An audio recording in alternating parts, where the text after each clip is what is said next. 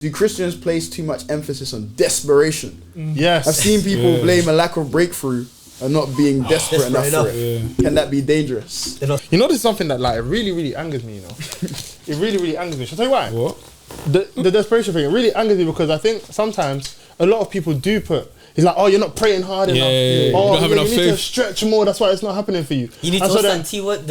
You put tarry. You need to tarry more. Like, the reason why it hasn't happened is because of X, Y, and Z. Yeah. And I think it does two things. Firstly, it completely diminishes the will of God. Yeah.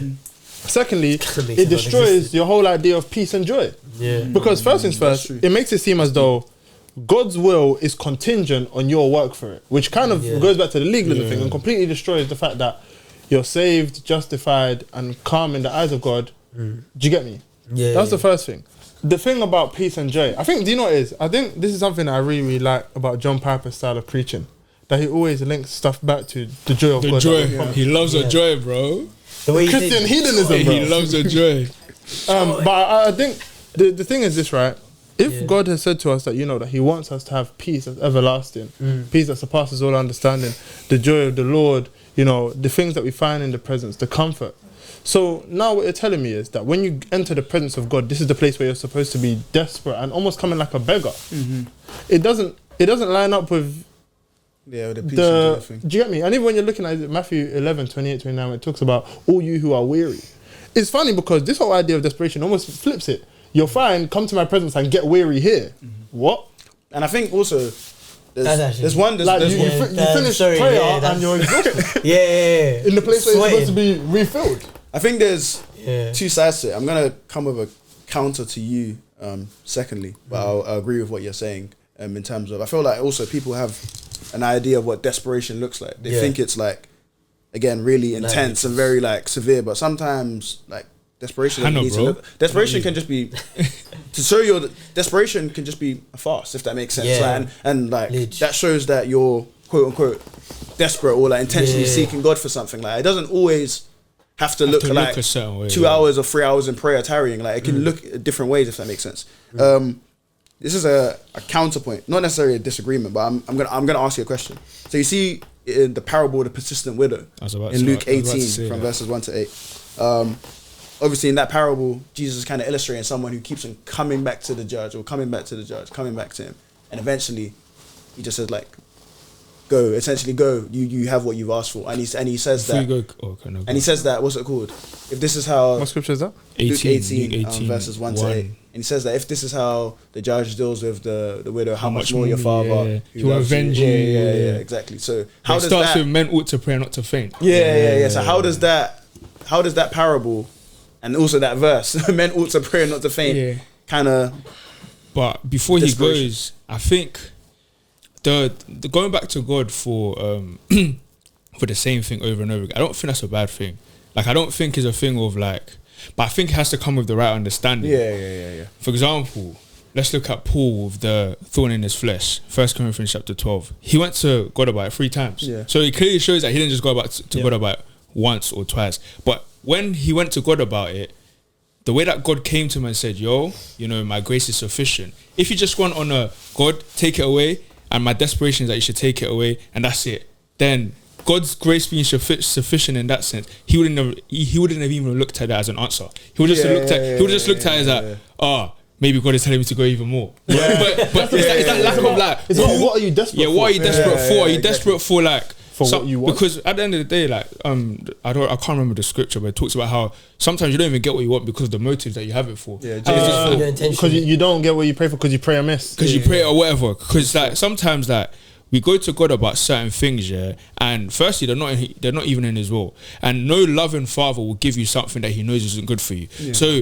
if you are desperate for something, no one's saying you can't be desperate, and you know sometimes we're human in it. So if you want something or you feel like not even want something, maybe like something is really bothering you, and God has said, come to me, you know, cast your cares upon me because I care for you, etc, etc. So you have that kind of place to go to Him as much as you want to go to Him, but it should come from an understanding that, cool, as I'm going to Him in my desperation, in my fasting, in my praying, in my, you know, weeping, in my whatever it might be, whatever He gives me in this point, in this time of need, whether it's comfort, whether it is what I want, whether it's something that looks completely different, I trust that he knows best for me. Yeah, but if you don't go to him with that kind of understanding, you're just gonna think, cool, I'm desperate, and if it doesn't go the way that I want it to go, then he's not God. Then that kind of just it kind of like makes me or us kind of understand that the understanding of God that you have is wrong. Because you're going to him with a understanding that he's not really a loving father. He's not going to give you what he knows is good for you. It's not what you want all the time. I think that's what people forget. It's always, what I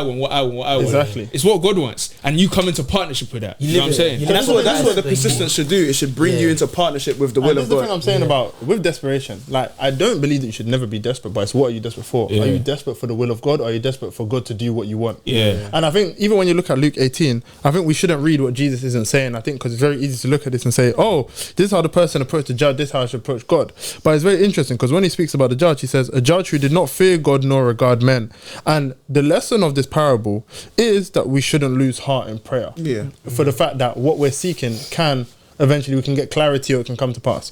But what we shouldn't take from this is that this judge is nothing like God. And I think this is a problem where people can read it wrongly, where they look at it and say, oh, because the same way this judge, he didn't grant it, God also won't grant it if I keep it. That's not what Jesus is saying here. And I think with desperation, it's fine to be desperate. Like for certain things, you look at, Abraham and Sarah. When you look at Hannah and Penina, you see enough situations where people are desperate. And even Jesus in the garden, bro. Abraham bro, that's like sweat blood, bro. He's desperate. Do you know what I mean? And like, it's fine. Even Paul, when he speaks in Hebrews. Is it Hebrews or Romans? It's Romans. Romans 7. No, Romans 9, I believe. Romans 9, where it says that for the sake of my people, I would even give myself. I believe it's Romans 9 at the beginning.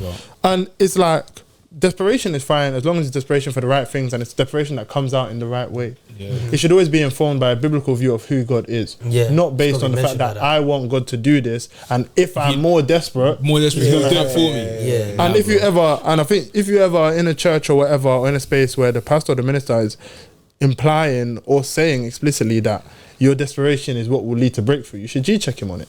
Because at the end of the day, that's why a lot of people also end up not leaving the faith because they have this understanding of God that the more that I press in, the more that I'm not saying that you shouldn't press in with certain things, but they have this just natural understanding that the more I press in, the more that I contend, the more that I agonism I for the faith, the more that I tarry, that God is gonna do it. Then when God doesn't do it, oh my days, And the thing is, that's the thing. That's why you have to like really spit like.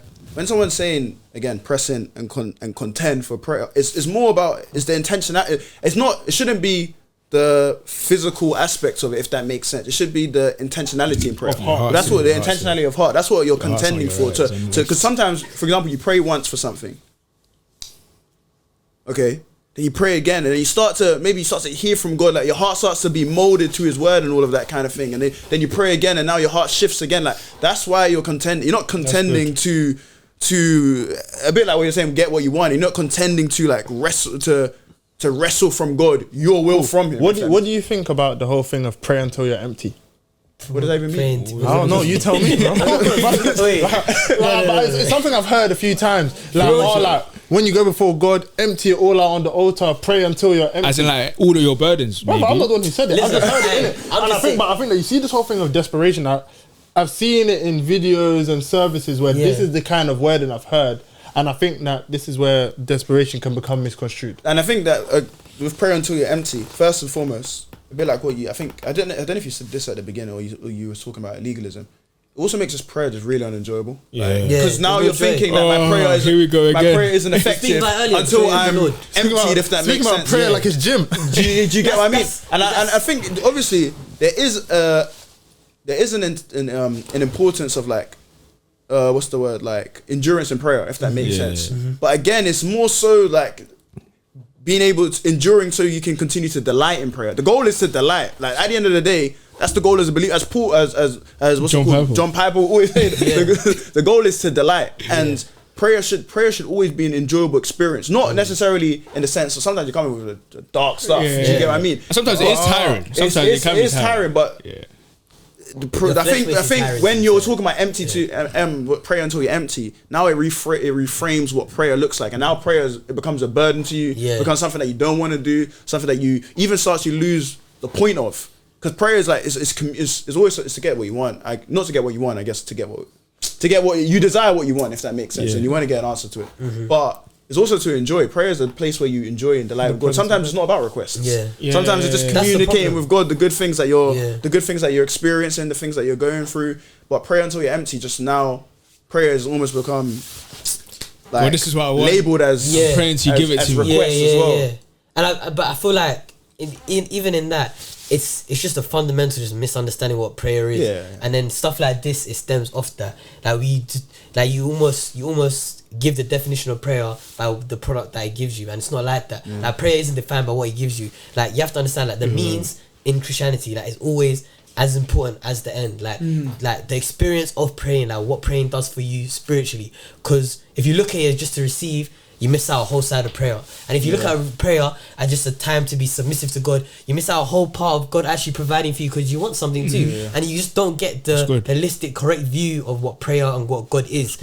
And stuff like this happens. Because that's how longevity naturally happens in prayer. I think because you genuinely want to be. Because that's what I've realised in my prayer life as well, where like there was a time, bro, prayer was just like, You said this last time. Like you're waking up and then you have to wake up your dad. But now, bro, like man's going into prayer, bro. I'm not even thinking about, am I going to be here for 10 minutes? Am I going to be here for 2 hours? I'm here to enjoy. I'm just here, bro. I'm here, bro. When I finish, I'm like, all right, I was here for bare long. Bro, because no one tells you, chat to a girl till you're empty. It doesn't make sense. Like when you enjoy speaking to that person, you're just there, you just do it. You give them your time. That's what one day the call is 20 minutes, next day it's 4 hours, and your iPhone's overheating. What's the longest you said on the phone to a girl for? I can't say. Oh, but wait. Episode. Next episode. Next episode. Next episode.